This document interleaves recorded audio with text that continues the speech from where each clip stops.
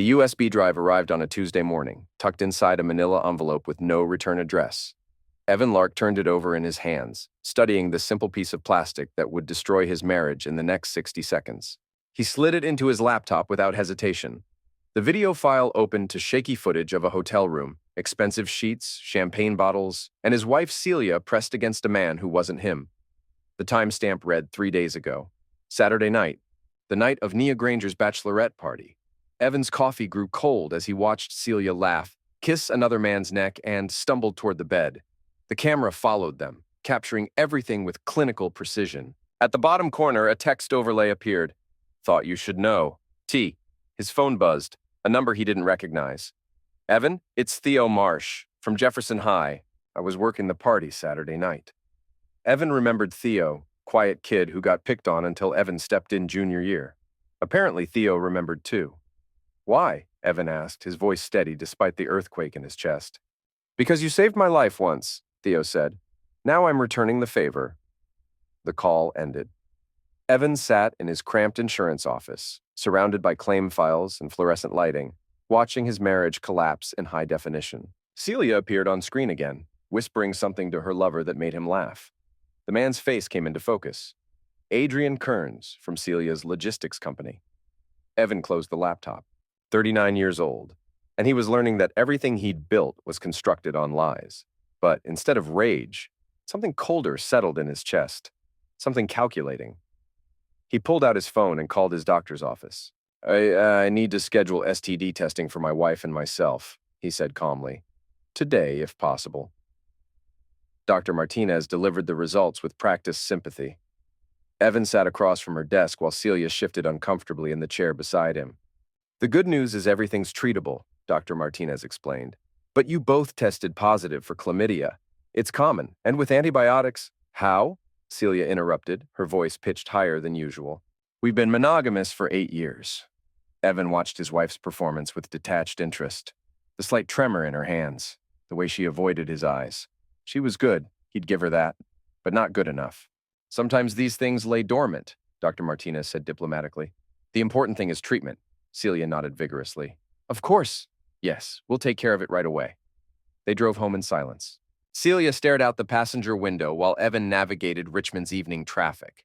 Their house sat in Windsor Farms, a neighborhood that screamed success to anyone driving by. Celia had insisted on it when her HR director's salary made the mortgage possible. Evan, she finally said as they pulled into their driveway, about the test results. These things happen, he replied, killing the engine. Like the doctor said. Relief flooded her face. She reached over and squeezed his hand. I love you, she said. I know, Evan said. That night he waited until Celia fell asleep before moving to his home office. He pulled up their joint bank account, credit card statements, and phone records. Everything he'd ignored for months suddenly made perfect sense. The late nights, the new clothes, the way she'd started working out and buying expensive lingerie he never saw. His phone buzzed. A text from an unknown number.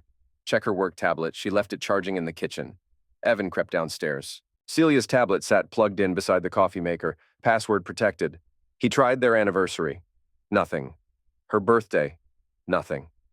On impulse, he typed Adrian's name. The screen unlocked. WhatsApp was still open to a group chat titled Bad Girls Club.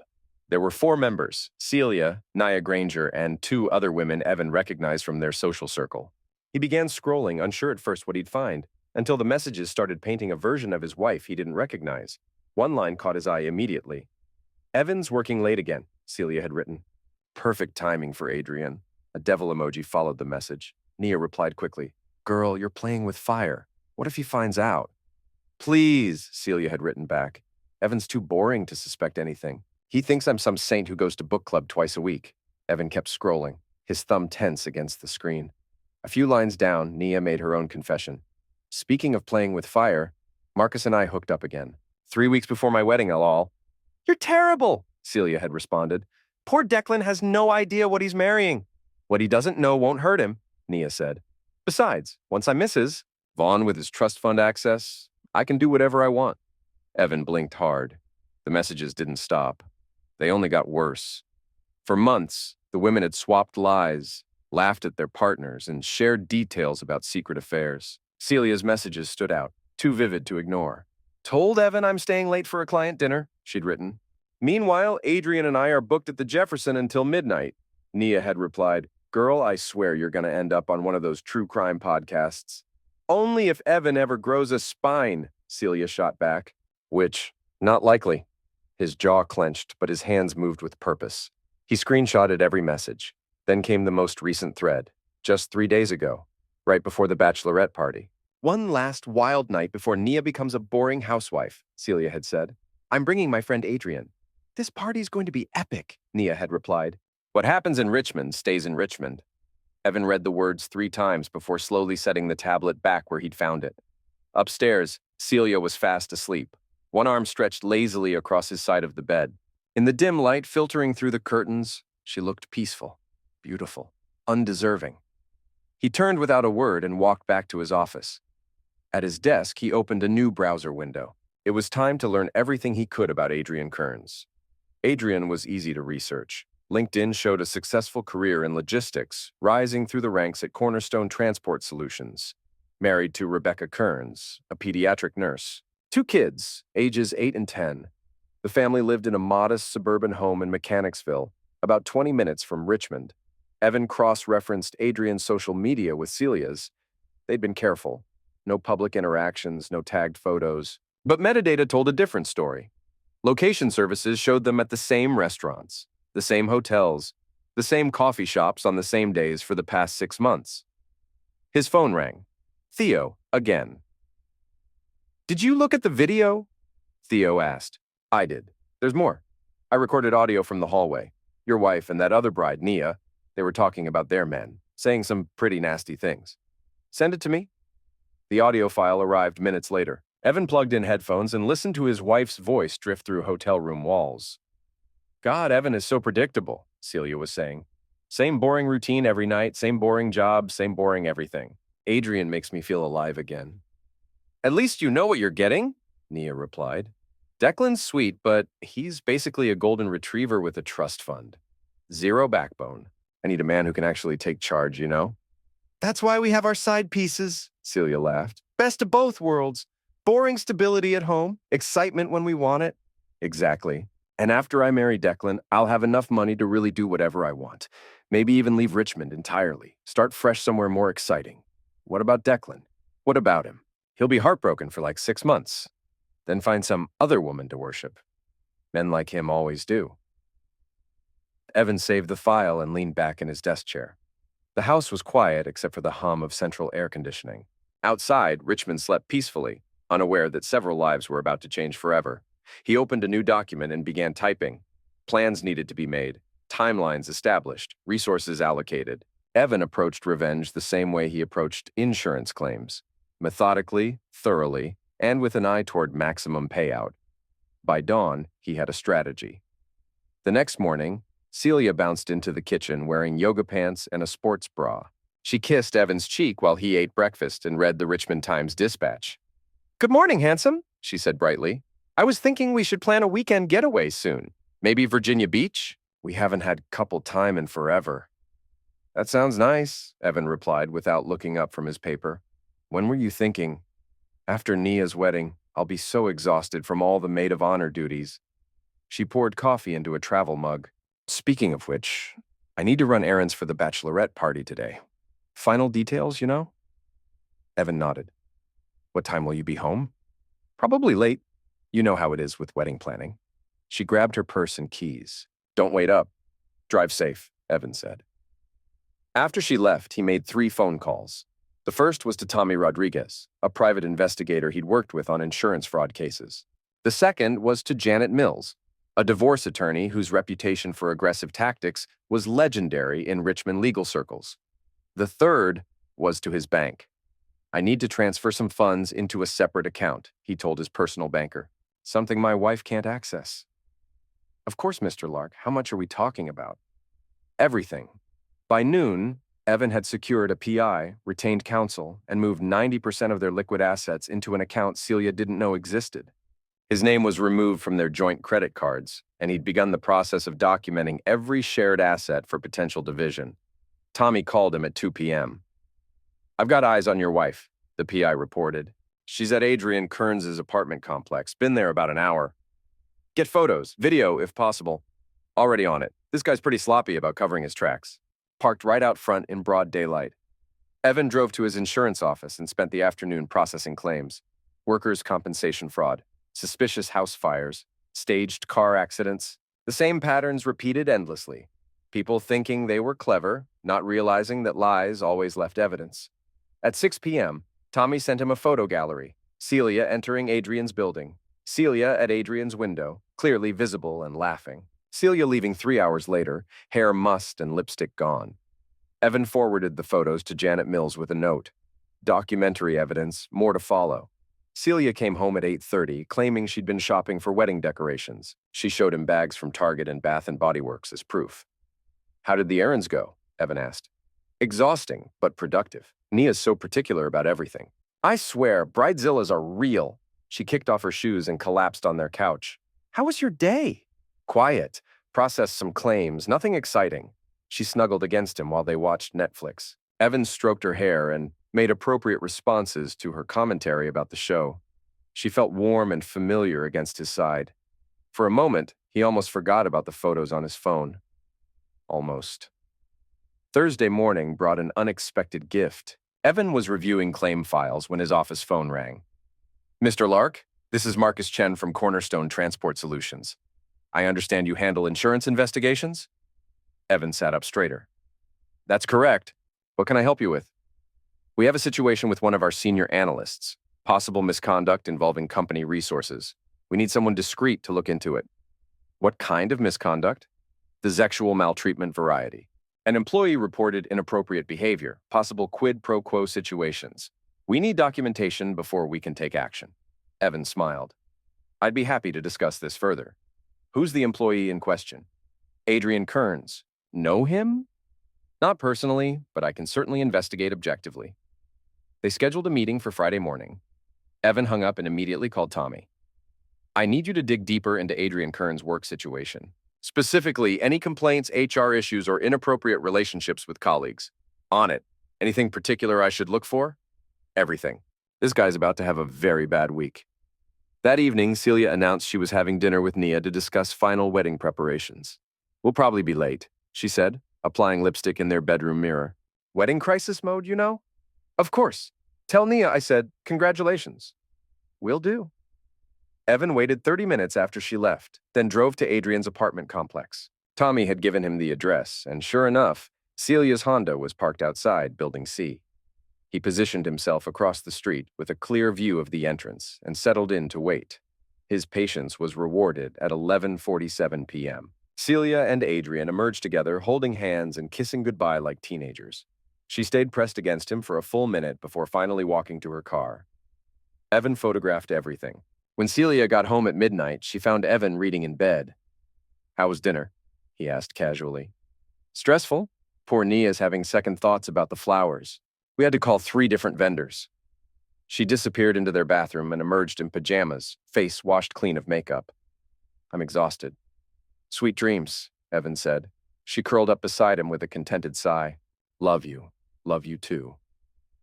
Friday's meeting with Cornerstone Transport went better than Evan had hoped. Marcus Chen, the HR director, was desperate for help. Adrian's been with us for 5 years, Chen explained. Good employee, solid performance reviews. But 3 weeks ago, we received a complaint from one of our female coordinators. She claims Adrian offered her a promotion in exchange for sexual favors. Did she file a formal complaint? She was afraid to initially, but yesterday another woman came forward with similar allegations. We need to know if there's a pattern of behavior we've missed. Evan took detailed notes. I'll need access to personnel files, security footage, and the ability to interview employees confidentially. Done. When can you start? Immediately. Evan spent the afternoon at Cornerstone's offices, reviewing Adrian's employment history and interviewing colleagues. The picture that emerged was of a man who'd grown increasingly bold over the past year. Inappropriate comments, unwanted touches, pressure applied to female subordinates who needed favorable performance reviews. One woman, Sarah Kim, was particularly forthcoming. Adrian started getting weird about 6 months ago, she told Evan during a private interview. More aggressive, more entitled, like he thought he was untouchable or something. Did anything specific trigger the change in behavior? He started talking about this affair he was having. Some married woman who made him feel like a king, he said. Really boosted his ego, I guess. Evan nodded sympathetically. Did he mention this woman's name? Celia something. He showed me her picture once. Pretty blonde, looked like she had money. He was obsessed with her. Thank you, Sarah. This is very helpful. By 5 p.m., Evan had compiled a comprehensive report documenting Adrian's misconduct. He'd also installed a small recording device in Adrian's office, completely illegal but necessary for what came next. Celia was already home when he arrived, cooking dinner and humming cheerfully. Perfect timing, she said, kissing his cheek. I made your favorite. Chicken parmesan with pasta. She only cooked his favorite meal when she felt guilty about something. Smells amazing. What's the occasion? No occasion. Can't a wife make dinner for her husband? She poured him wine and sat across from him at their dining room table. So how was work? Any interesting cases? Just the usual fraud investigations. Nothing too exciting. I was thinking, maybe we should take that vacation sooner rather than later. Things have been so stressful with the wedding and work and everything. We could use some us time. Evan twirled pasta around his fork, considering her words. You seem stressed lately. Anything specific bothering you? Celia's fork paused halfway to her mouth. Just the normal stuff. You know how demanding my job can be. And with Nia's wedding next week, she shrugged. It'll all settle down soon. I'm sure it will. After dinner, they watched a movie together. Celia fell asleep with her head on his shoulder, breathing softly against his neck. She looked peaceful, young, nothing like the woman he'd heard on that audio recording. Evan carefully extracted himself and went to his office. An email from Tommy was waiting with the subject line, Pay Dirt. The attached photo showed Adrian leaving work at 3 p.m. that afternoon, 2 hours early, and driving straight to a hotel in downtown Richmond. 30 minutes later, Celia's Honda pulled into the same parking lot. There were more photos. Adrian and Celia entering the hotel together, Adrian's hand on her lower back as they waited for the elevator. Timestamps showed they'd been inside for over 2 hours. Evan saved everything to a secure folder and began planning Phase 2. Saturday morning arrived gray and humid, typical for Richmond in late summer. Celia spent an hour getting ready for what she claimed was a dress fitting for Nia's wedding. I'll probably be gone most of the day, she told Evan. You know how these things go. Try on the dress, hate it, try on another dress, start over. Sounds exhausting. Need me to pick up anything while you're out? Just groceries if you get a chance. We're almost out of everything. She kissed him goodbye and left in a cloud of expensive perfume. Evan waited until her car disappeared around the corner, then called Tommy. She just left. Where are you? Already following her. She's not heading toward any bridal shops, by the way. She's going toward Adrian's place. Stay on her. I need to know everywhere they go today. Evan drove to the grocery store as promised, but instead of shopping, he sat in his car and made phone calls. The first was to Rebecca Kearns, Adrian's wife. Mrs. Kearns, my name is Evan Lark. I'm a private investigator working on a case that involves your husband. Could we meet briefly? I have some information you need to see. Rebecca's voice was cautious but curious. What kind of information? The kind that explains why your husband has been working late so often recently. They met at a coffee shop in Mechanicsville. Rebecca was younger than Evan had expected, maybe early 30s, with tired eyes and the slightly frazzled look of someone juggling career and small children. My husband's having an affair, she said without preamble after they sat down. That's why you called, isn't it? Evan nodded. I'm sorry, how long have you suspected? Months. He's been different, distracted, always on his phone. She stirred her coffee absently. I found hotel receipts in his car last week. Confronted him about it. What did he say? That it was work-related. Business meetings with clients? Rebecca laughed bitterly. I may be tired, but I'm not stupid. Who has business meetings at hotels on Saturday afternoons? Evan pulled out his phone and showed her one of Tommy's photos. Adrian and Celia entering the hotel yesterday. Her name is Celia Lark, he said quietly. She's my wife. Rebecca stared at the photo for a long moment. When she looked up, her eyes were bright with tears. How long? She asked. At least 6 months that I can prove. Probably longer. God. She covered her face with her hands. The kids. How do I explain this to the kids? You don't have to do anything right now, Evan said gently, but I think we can help each other. Adrian's about to face some serious consequences at work. If you're planning to leave him, now would be a good time to protect yourself financially. Rebecca wiped her eyes and looked at him with new interest. What kind of consequences? Evan told her about the sexual maltreatment complaints and his investigation. He also shared some of the photos Tommy had taken. Nothing explicit, just evidence of the affair. I want copies of everything, Rebecca said when he finished. And I want him to pay for what he's done to our family. I can arrange that. They spent another hour planning. By the time they parted ways, Rebecca had the name of a good divorce attorney and a promise that Evan would share any additional evidence he uncovered. Tommy called as Evan drove home. Your wife and her boyfriend just checked into the Jefferson Hotel, presidential suite. They're planning to make a day of it. Perfect. Get photos of them entering and leaving. Timestamps on everything. Already on it. Oh, and boss, they stopped at a jewelry store first. Adrian bought something expensive. Evan felt his first real flash of anger since this whole thing started. A jewelry store. Adrian was buying his wife gifts with money that should have been supporting his actual family. Which store? Schwarzschild, downtown. They were in there for about 20 minutes. Evan drove to Schwarzschild and had a brief, productive conversation with the sales associate who'd helped Adrian. A little name-dropping and some fabricated story about insurance verification was all it took to learn that Adrian had purchased a $3,000 diamond bracelet for Celia, using a credit card that was probably already maxed out if Rebecca's suspicions about their finances were correct. Evan sat in his car outside the jewelry store and felt something cold and final settle in his chest. This wasn't just an affair anymore. Adrian was making long-term investments in his wife, planning for a future that involves stealing her away from their marriage. Time to accelerate the timeline. He called Janet Mills, his divorce attorney. I need to move faster than we discussed, he told her. File the papers on Monday. I want her served at work publicly with maximum embarrassment. Are you sure? We discussed the advantages of waiting to build a stronger case. The case is strong enough, and I want this done before she has a chance to hide any more assets or make any more plans with her boyfriend. All right. I'll have the papers ready. What about spousal support? She won't be getting any. Trust me on that. Sunday passed quietly. Celia came home from her supposed dress fitting with shopping bags and a new diamond bracelet that she claimed was a gift from Nia for being such a wonderful maid of honor. It's beautiful, Evan said, examining the bracelet. Expensive looking. Nia's family has money, Celia replied easily. She wanted to get something special for all her bridesmaids. That's very generous. They spent the evening watching Netflix and discussing mundane domestic issues. What to do about the leak in their guest bathroom, whether they should refinance their mortgage, plans for Thanksgiving with Celia's parents. Normal married couple conversations, except that Evan knew exactly how much the bracelet cost and who had really bought it. He also knew that by this time next week, they'd both be living somewhere else. Monday morning, Celia left for work in high spirits. Big week ahead, she said, adjusting her lipstick in the hallway mirror. Nia's wedding is Saturday, and I have that presentation to the board on Thursday. After this week, life should calm down considerably. I'm sure it will, Evan agreed.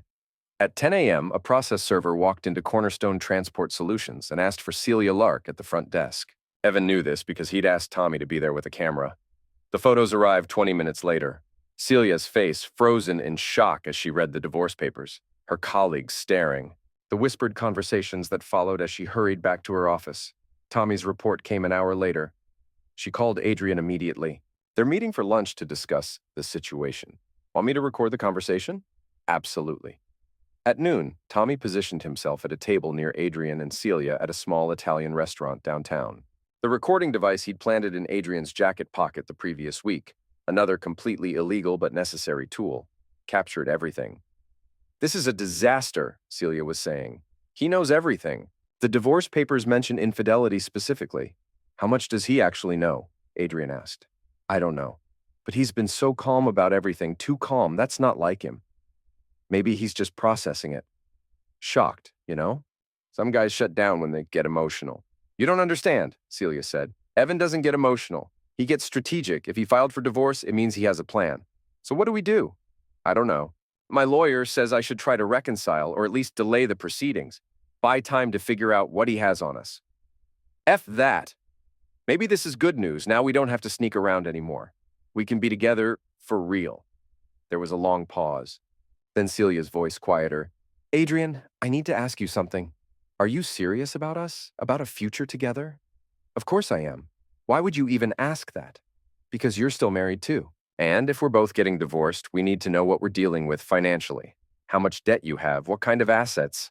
Don't worry about money. I've been putting things in place. Rebecca doesn't know about half my accounts. Another pause. Then Celia again. What accounts? Offshore stuff, cryptocurrency, cash positions she can't touch. I've been planning this for months, babe. When the time comes, we'll have options. Evan listened to the recording 3 times, taking notes. Adrian was hiding assets from his wife, possibly illegal, definitely useful for Rebecca's divorce case. More importantly, he was lying to Celia about his financial situation. According to Rebecca, Adrian was drowning in debt and had been borrowing against their house to fund his affair. Time for phase 3. Evan called Marcus Chen at Cornerstone Transport. I have my preliminary report ready on the Adrian Kearns investigation, he said. Could we meet this afternoon? There are some urgent findings you need to see. How urgent? Fire him immediately urgent. They met at 3 p.m. Evan presented a comprehensive file documenting Adrian's sexual maltreatment of multiple female employees, his use of company resources for personal activities, and his inappropriate relationship with a colleague in the HR department of another company, namely Celia. Jesus Christ, Marcus said, flipping through photos of Adrian and Celia together. She works in HR, director level, at Morrison Logistics. This is a liability nightmare. If word gets out that one of our senior analysts has been sexually maltreating employees and conducting an affair with an HR executive from another company. He shook his head. We could lose major contracts. I'd recommend immediate termination and a comprehensive review of his access to company systems and information. Done. Can you document everything for our legal team? Already prepared. Evan handed over a thick folder. This should cover any wrongful termination claims he might try to make. Adrian was fired at 4:30 p.m. Security escorted him from the building after confiscating his laptop, phone, and access cards. Evan knew this because he'd asked Tommy to watch from the parking lot. The photos of Adrian carrying a cardboard box to his car, looking stunned and angry, were deeply satisfying. At 5:15, Celia called Evan. Honey, I need to tell you something, she said, her voice shaky. Adrian got fired today. From his job. That's terrible. What happened? I don't know all the details. Some kind of HR investigation. They're saying he maltreated female employees. Wow, that's serious. It is. And with everything that's happening with us. She paused. Evan, can we talk tonight? Really talk? I think we need to discuss our marriage honestly. Of course. I'll pick up dinner on the way home. Thank you. I love you. I love you too. Evan hung up and smiled. Celia was finally ready to be honest. Unfortunately for her, it was far too late for honesty to matter. That evening, Celia paced the living room while Evan sat at the kitchen table, quietly eating Chinese takeout. She had changed into jeans and an old sweater, her comfort clothes, and kept running her fingers through her hair in nervous loops. I need to tell you something, she said for the 3rd time in 10 minutes. Evan didn't look up from his food. I'm listening. It's about Adrian, about us. She stopped pacing and met his eyes. We've been having an affair for months. I'm sorry, Evan. I'm so sorry. Evan calmly set his chopsticks on the edge of the carton and turned his full attention toward her. How long? 6 months, maybe 7, she admitted, tears beginning to spill down her cheeks. It just happened. We were working on a project together, and he was so different from... She caught herself, then continued. From what I'm used to. Exciting. He made me feel young again. I see, Evan said quietly. Celia blinked in disbelief. That's it? That's all you have to say? Rising from the table, Evan walked into the living room. Celia followed behind him, arms wrapped tightly around her torso like she was trying to keep herself from falling apart. What do you want me to say? He asked without turning around. I don't know, she said. Scream at me? Get angry, something. She wiped her nose on the sleeve of her sweater and sank onto the couch. You're being so calm about this. Evan faced her, voice level. Would screaming change anything? No, she admitted with a shaky breath. But she let the sentence hang in the air before continuing. Evan, I want to make this work. The affair is over. Adrian's life is falling apart, and I don't want mine to fall apart too. We can go to counseling. We can figure this out. He took a seat in his reading chair across from her, his face unreadable. Is the affair really over? Yes, Celia said quickly. Completely. When was the last time you saw Adrian? Evan asked, tone calm but firm. She hesitated, just long enough to confirm what he already suspected. Last week. We were ending things. Which day last week? He pressed. Celia shifted uncomfortably. Why does it matter?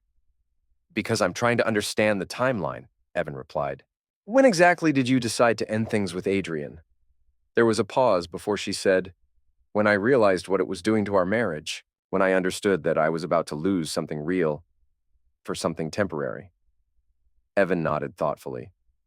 That's interesting, because according to my private investigator, you were at the Jefferson Hotel with Adrian yesterday afternoon. Presidential suite. You also had lunch with him today after he got fired, where you discussed strategy for dealing with our divorce. The color drained from Celia's face. You've been having me followed? I've been documenting evidence for divorce proceedings. Yes. Evan? She started to stand up, then sat back down. How much do you know? Everything. The bachelorette party video, the STD you gave me, the WhatsApp messages where you and Nia mock your husbands, your workplace affair, Adrian buying you jewelry with money he stole from his family. Should I continue? Celia stared at him in horror. What video? Evan pulled out his laptop and played the footage from the hotel room. Celia watched herself kissing Adrian, laughing, falling into bed with him. When it ended, she looked like she might vomit. Who took this? Someone who thought I deserved to know the truth.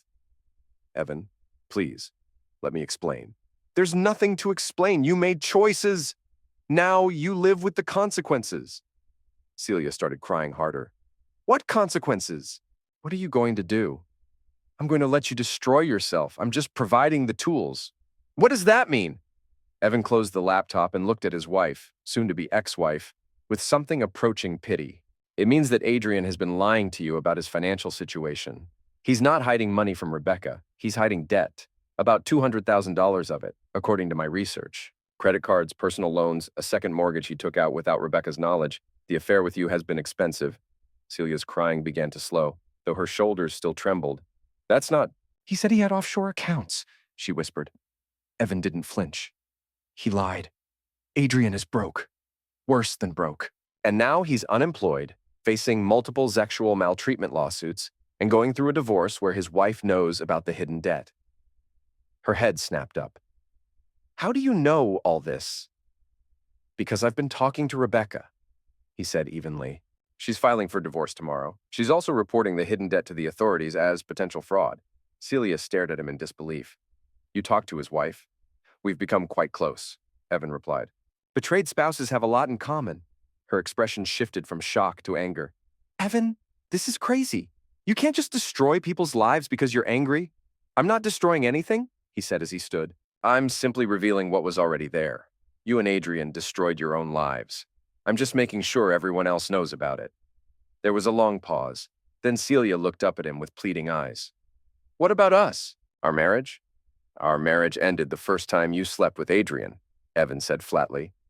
Everything since then has just been paperwork. She sat in stunned silence. When she finally spoke, her voice was small, desperate. What do you want from me? What can I do to fix this? Nothing, he said, grabbing his coat. There's nothing to fix. There has to be something, she insisted. Money? I'll give you everything in the divorce. The house, my 401k, everything. Evan looked at her for a long moment, then said, I already have everything. Moved it to accounts you can't access. Her eyes widened in alarm. You can't do that. That's illegal. Actually, it's not, he replied coolly. I moved my assets to protect them from fraudulent claims, all perfectly legal. But the house, she started, is in my name only, Evan cut in. You signed a quit-claim deed 2 years ago when we refinanced, remember? You said it would be easier for tax purposes. Celia's face went white.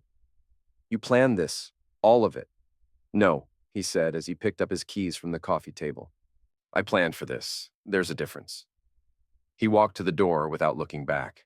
I'm going to a hotel tonight. You can stay here until the divorce is final. After that, you'll need to find somewhere else to live. Her voice cracked as she asked, Where am I supposed to go? Evan didn't pause. That's not my problem anymore. Evan walked toward the door, then paused. Oh, and Celia? You might want to get tested again. Adrian's been sleeping with other women besides you. Rebecca found evidence of at least 3 affairs. He left his wife sobbing on their couch and drove to a Hampton Inn near the airport. The room was small and generic, but it was his. For the first time in months, Evan slept peacefully. Tuesday morning brought unexpected entertainment. Evan was halfway through his omelet at the hotel restaurant when his phone buzzed. The message came from an unknown number. This is Nia Granger. We need to talk about the wedding. He stared at the screen for a moment before replying. I'm not sure we have anything to discuss. Her answer came quickly. I know you have something on me from the bachelorette party. I'll pay you to keep quiet. Interesting. Nia was panicking. Evan typed back a short response. Meet me at Pearlie's Deli on Boulevard at noon. He spent the morning at his office, catching up on actual insurance work. Around 11, Tommy called with an update. Adrian's having a bad day, the PI reported. Rebecca changed the locks on his house. His credit cards are all frozen, and word's getting around about why he got fired. Any word on where he's staying? Evan asked, leaning back in his chair. Cheap motel on Broad Street. One of those places that rents by the week. Oh, and his car got repossessed this morning. Evan allowed himself a grim smile. Perfect. Keep an eye on him. I want to know if he tries to contact Celia. Copy that, Tommy said before hanging up. Nia was already waiting when Evan arrived at Pearlie's Deli.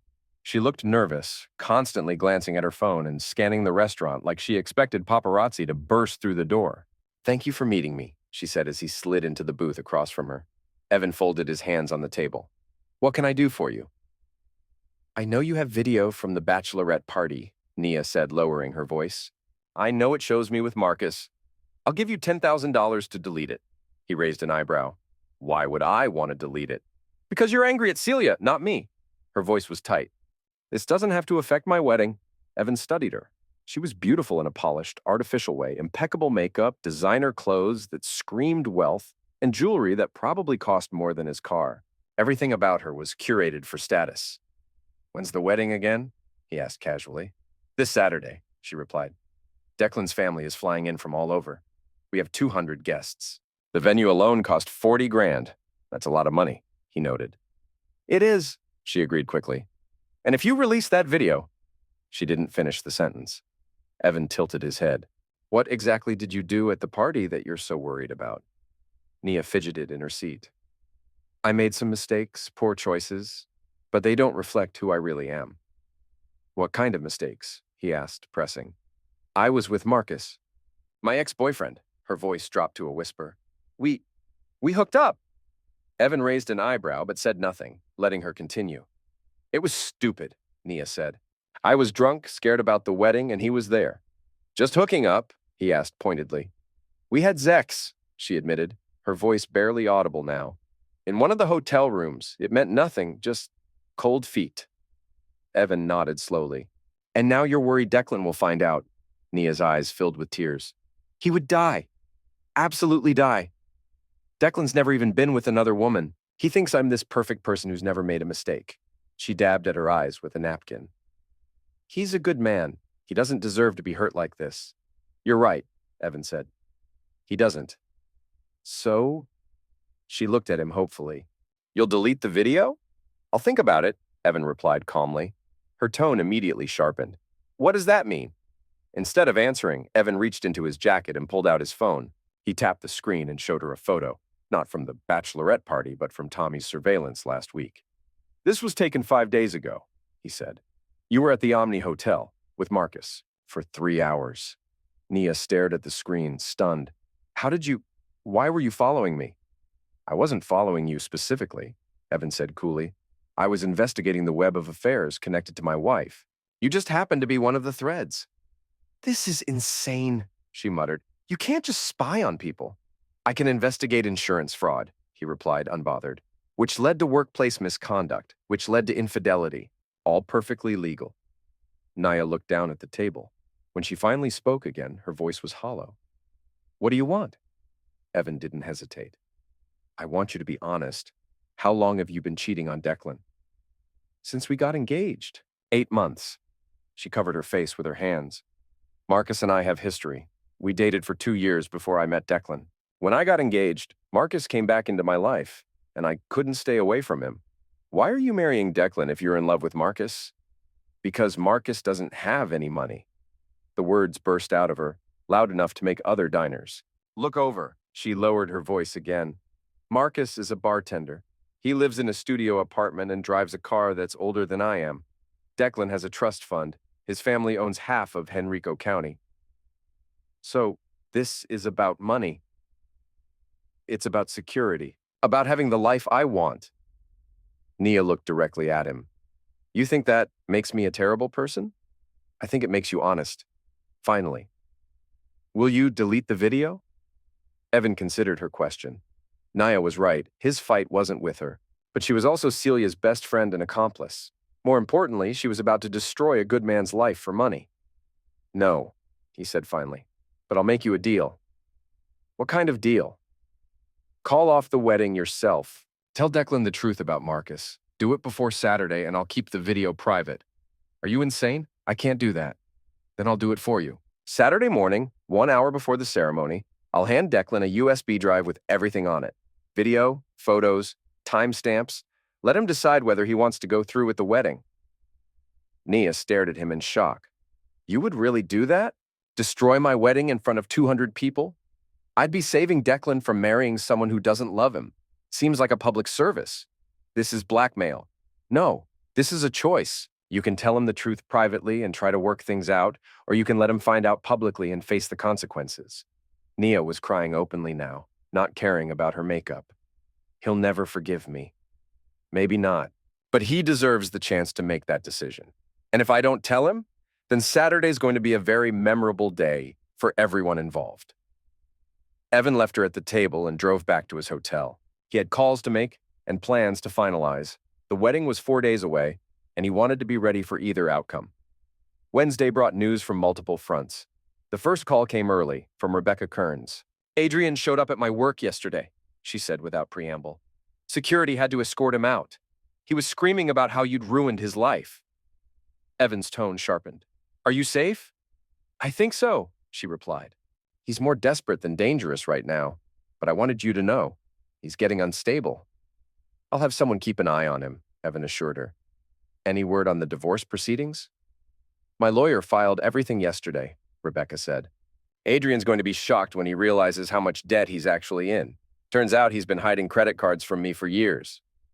How much are we talking about? Evan asked. Close to $300,000, she said bitterly, plus the second mortgage. He borrowed against everything we owned to fund his affair with your wife. Hotels, restaurants, jewelry, weekend trips. I paid for my own husband's betrayal without even knowing it. Evan felt a cold satisfaction settle in his chest. He'll be financially ruined. Completely, Rebecca confirmed. And his lawyer says the sexual maltreatment lawsuits at work are going to be expensive too. He might have to declare bankruptcy. Good, Evan said simply. The second call came an hour later. It was Janet Mills, Evan's divorce attorney. Celia's lawyer wants to negotiate, she said. They're offering a 50-50 split of all assets if you'll agree to no-fault divorce proceedings. Evan raised an eyebrow.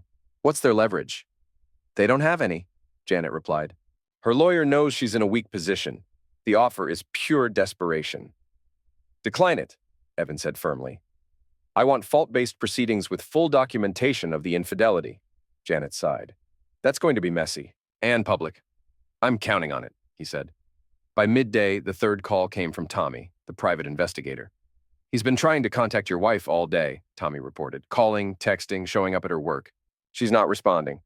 Interesting, Evan said. Maybe Celia's smarter than I gave her credit for. Or maybe she's just scared, Tommy offered.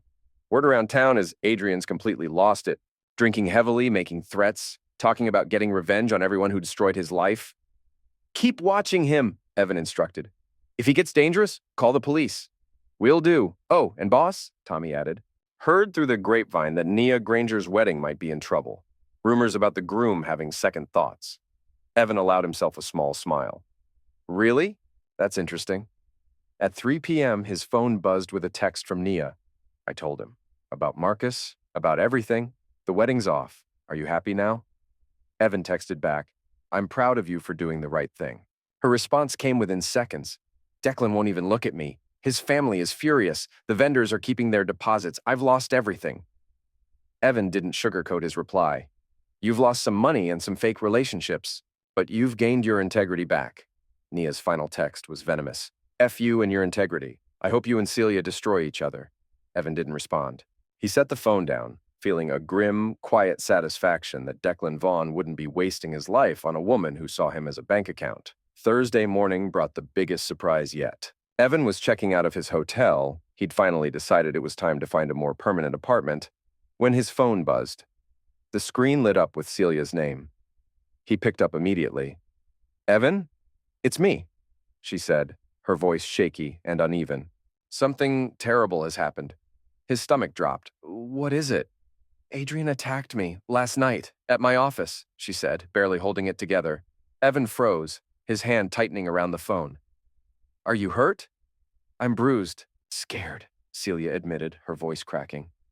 He was drunk and angry, going on about how he'd lost everything. His job, Rebecca, his future. He blamed me for all of it. Where are you right now? Evan asked, already moving toward the exit. I'm at the police station. I filed a report. They're trying to track him down. I'll be right there, he said, without hesitation.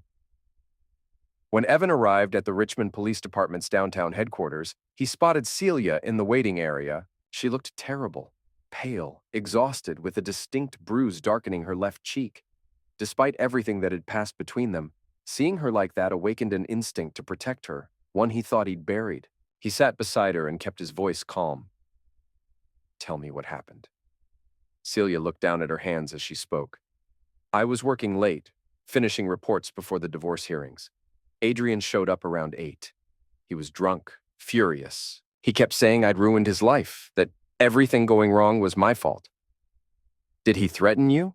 Evan asked. Her eyes flicked to his. He grabbed me, shook me, said if he was going down, he was taking me with him.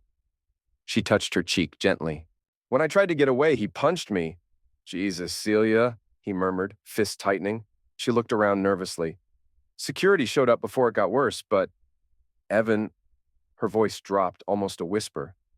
He's not done. He talked about making everyone pay. You, me, Rebecca, even Nia. He's completely lost it. Before Evan could reply, Detective Maria Santos appeared at the door to the lobby. Mrs. Lark, she said, we'd like to go over your statement one more time. Celia nodded, standing. Of course. As Evan started to rise, Celia reached for his hand, gripping it tightly. Stay, she pleaded. I know things are complicated between us, but right now I'm scared, and you're the only person I trust. He looked at her bruised face, her trembling fingers in his. Some part of him still cared, maybe always would. Okay, he said softly. I'll stay. The questioning was thorough. Detective Santos probed gently but firmly. When did the affair begin? Has Adrian ever been violent before? Do you have somewhere safe to stay? Celia answered quietly, without evasion. I've been staying at the house, but if Adrian knows where I live, we'll have patrol cars drive by regularly, the detective assured her. But given his mental state, it might be smart to find a temporary place to stay. Afterward, Evan and Celia sat in his car just outside the precinct. The silence stretched, heavy and awkward, until Celia finally spoke. Thank you, she said, barely above a whisper, for staying with me in there. Evan kept his hands on the steering wheel. You don't need to thank me. I do. Her voice cracked again. After everything I've done. She looked away as tears welled up. I've been so stupid, Evan. About Adrian, our marriage, everything. He opened his mouth to speak, but she held up her hand. No, let me finish, she insisted. I thought Adrian was exciting because he was dangerous. Turns out he was just dangerous. She gave a bitter laugh and wiped her face with her sleeve. You want the truth? The real truth? Evan glanced over. If you want to tell me. I was bored, she admitted. With us, with my life, with being a responsible adult. Adrian made me feel young and reckless and alive. She paused, then added, but young and reckless is just a nicer way of saying stupid and selfish. Evan didn't respond. What was there to say? Celia took a breath, steeling herself. I know it's too late. I know you'll never forgive me. But I want you to know, I do understand what I threw away. You're a good man, Evan. You deserve so much better than me. He looked at her, eyes unreadable. Where will you stay tonight? I don't know, she admitted. A hotel, I guess. My parents' place is 3 hours away. Evan considered his options.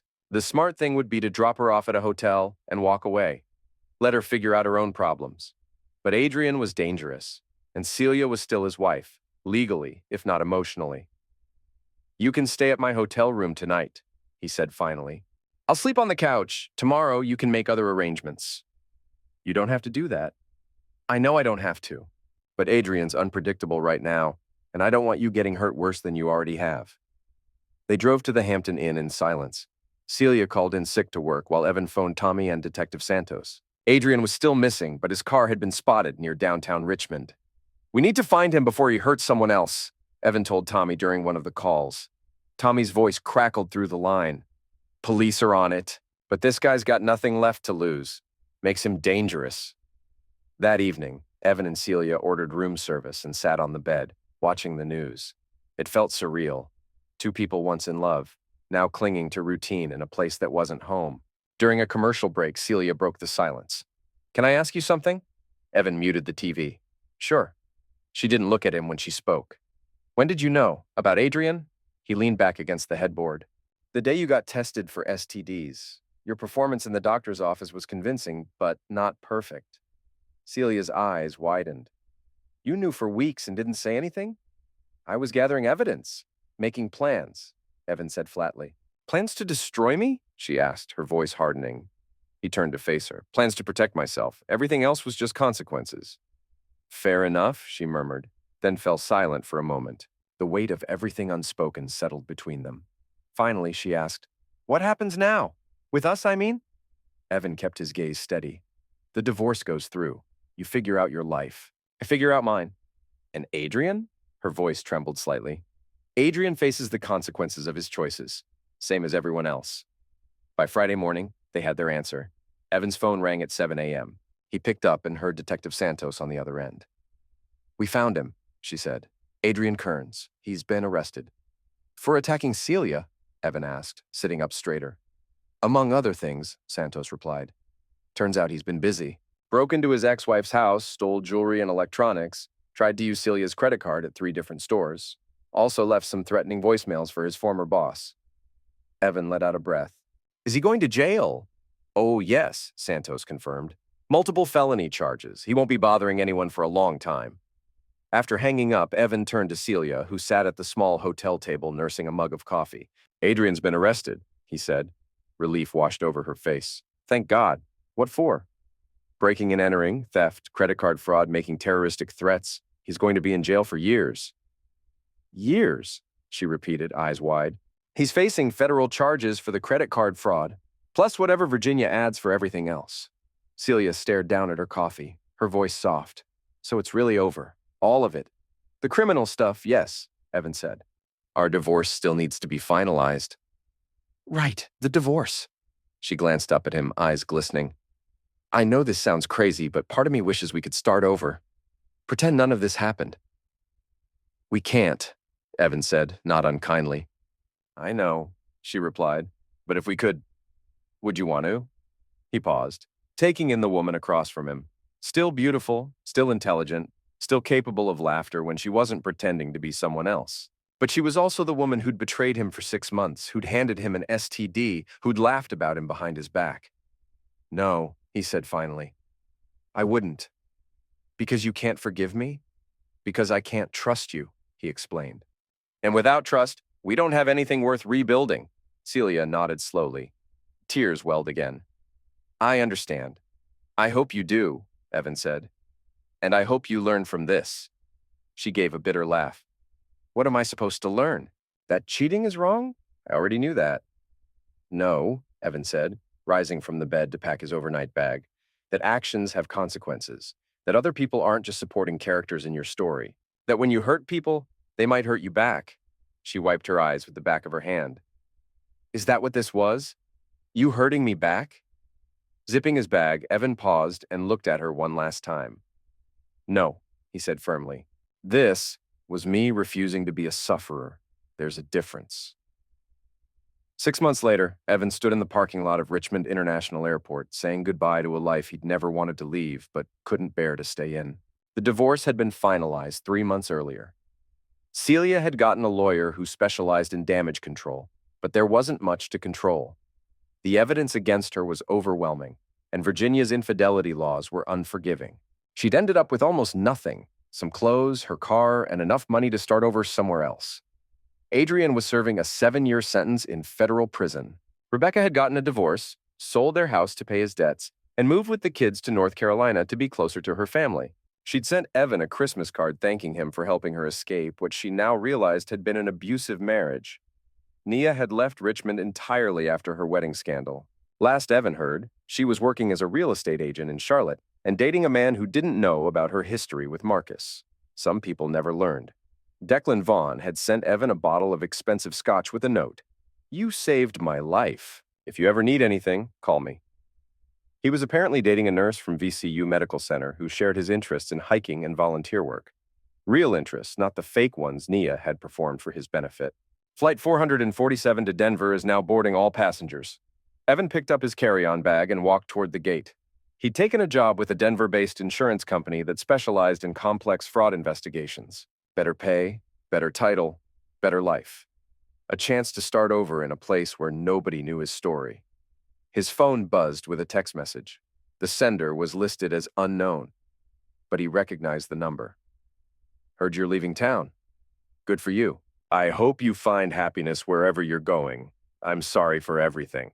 See, Evan read the message twice, then deleted it without responding. Some conversations didn't need to continue. As the plane lifted off from Richmond, Evan looked down at the city that had been his home for 15 years. From 30,000 feet, it looked peaceful, orderly, like a place where bad things didn't happen to good people. But Evan knew better now. Bad things happened everywhere, to everyone. The trick was deciding how to respond when they happened to you. Some people became sufferers. Some people became villains. And some people, if they were smart and patient and willing to think strategically instead of emotionally, became survivors. The plane banked west toward Colorado, toward mountains and snow and a future that belonged entirely to Evan. For the first time in months, he smiled. 3 hours into the flight, his phone buzzed with a notification from his banking app. His investment account had hit a new milestone. Enough money to buy a house in Denver's foothills with a view of the Rockies and room for the dog he'd always wanted, but Celia had refused to get. Money that had once been theirs was now entirely his. Money that Celia had helped earn through her HR salary, but had forfeited through her betrayal. As the flight attendant offered him a drink, Evan pulled out his laptop and began researching dog breeds suitable for mountain living. German Shepherds looked promising, loyal, intelligent, protective, everything his ex-wife hadn't been. The plane flew through scattered clouds toward a setting sun, carrying Evan away from Richmond, and toward a life where he'd never again have to wonder who was lying to him or what he didn't know about the people he trusted. Some might call what he'd done to Celia and Adrian excessive, cruel even. But Evan preferred to think of it as educational. He'd taught them that actions had consequences, that betrayal had a price, that some men, when pushed too far, would push back harder than you ever imagined possible. It was a lesson he hoped they'd remember for the rest of their lives. Below him, Virginia disappeared into darkness, taking with it the last chapter of Evan Lark's old life. Ahead lay Colorado, possibility, and the kind of peace that only came from knowing you'd fought back against the people who tried to destroy you, and won.